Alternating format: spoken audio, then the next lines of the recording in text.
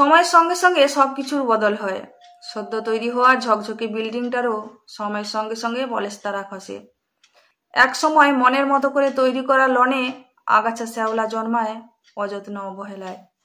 সবচেয়ে দামি শাড়িটা তুলে রেখে রেখে ব্যবহার করেও শেষ রক্ষা হয় না, রং তার উজ্জ্বলতা হারায়।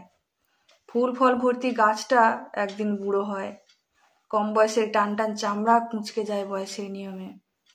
সোজা শিরদাঁড়াটা নুজ্জ হয় জীবনের ভার বহন করতে করতে। দায়িত্ব কর্তব্যের যন্ত্রে পেশাই হয়ে পৃথিবীর প্রত্যেকটা বস্তু ঝাঁঝরা হয়, ফোঁকড়া হয়। এগুলো সবার কাছে স্বাভাবিক।